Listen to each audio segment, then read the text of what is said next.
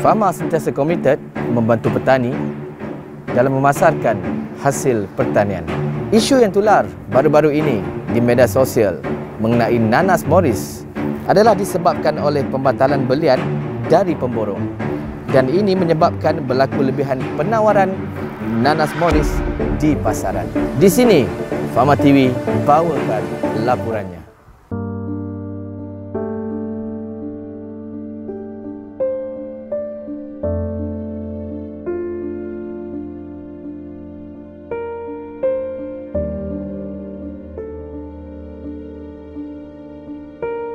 Nama saya Muhammad Nazib bin Misran.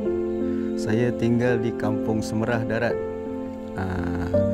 Pekerjaan saya adalah petani dan juga peraih dekat dalam kampung ni lah. Orang kampung sini tanam kebanyakannya Morris dengan Josephine. Sebelum PKP dulu, kita petani-petani dekat dalam kampung ni dapat mengeluarkan buah lah. Lebih kurang dalam 50-60 ribu seminggu. Semasa PKP ni, kita nak keluarkan seminggu 10,000 pun tak lepas. Jadi, benda tu jatuh terlalu jauh. 80% jatuh dia kan. Saya petani menanam nanas Morris sebanyak benih 12,000. Dulu sebelum PKP, tiada masalah lah penjualan. Penjualan dengan pemborong tiada masalah. Saya bermasalah penjualan bila PKP. Pemborong tidak mengambil barang nanas Morris ni lah.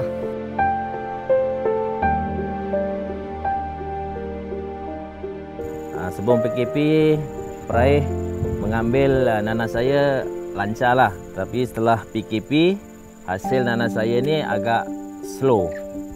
Boleh dikatakan dia akan ambil dalam 1,000 ataupun 2,000. Fama TV juga mendapatkan pengesahan daripada pemain industri nanas Morris bagi mengulas isu ini. Saya bekerja sebagai pengedar nanas Morris. Kita peraih daripada orang-orang kebun, kita hantar ke pasar-pasar burung dan pasar-pasar tani lah.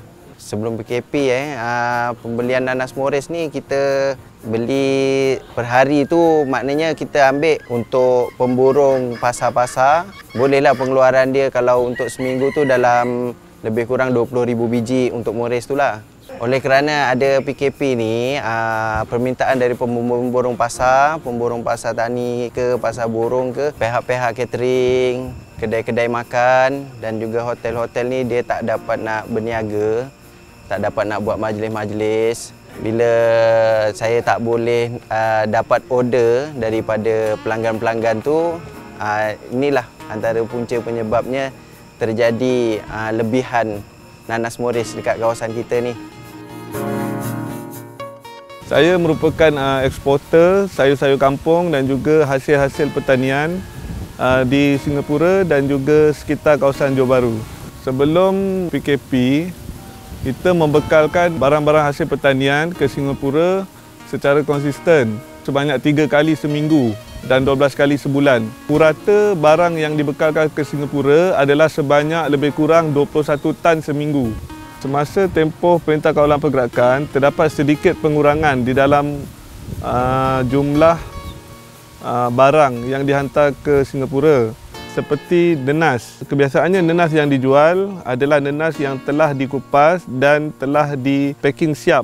Tetapi kerana kekurangan tenaga kerja, permintaan nenas menjadi sedikit terganggu dan permintaan daripada para peniaga agak berkurangan. Lembaga Perindustrian Nanas Malaysia atau LPNM merupakan agensi di bawah payung Kementerian Pertanian dan Industri Makanan. Pihak Fama TV telah mendapatkan maklum balas daripada pihak LPNM berhubung dengan senario yang berlaku ketika ini.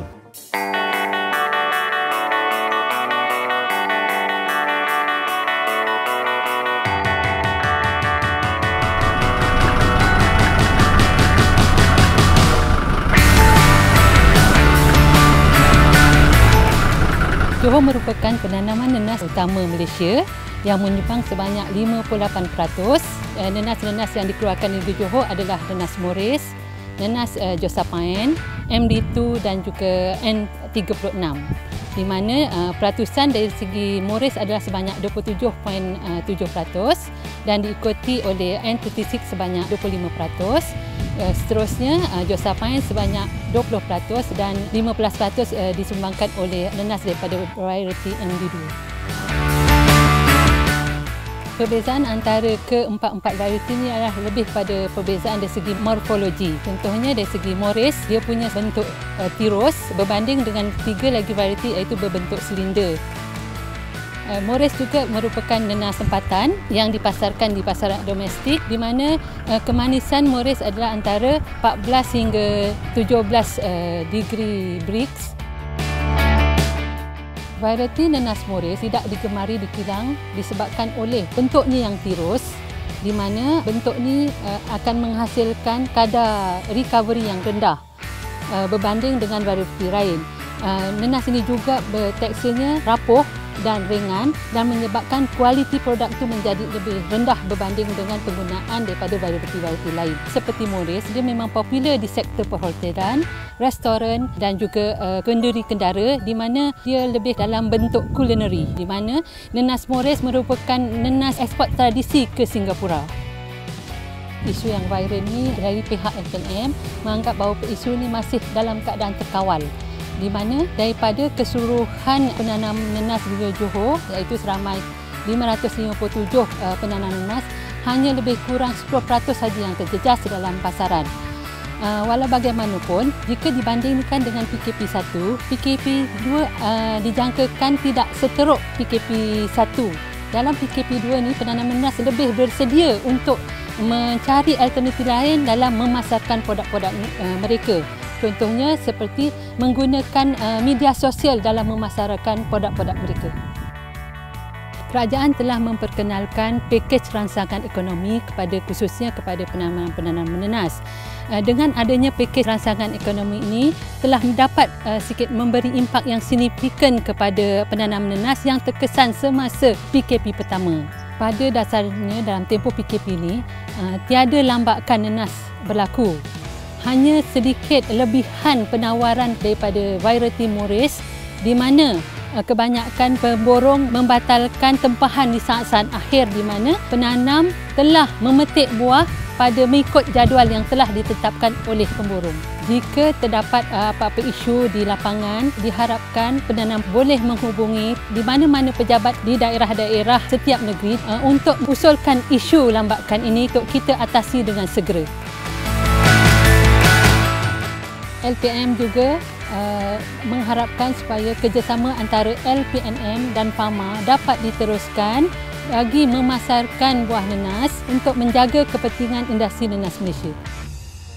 LPNM dan Fama telah menjalinkan kerjasama strategik di dalam menangani masalah ini. Langkah-langkah proaktif telah diambil bagi membantu petani di sekitar Johor berhubung isu ini. Mari kita bersama ikuti temu bual ini.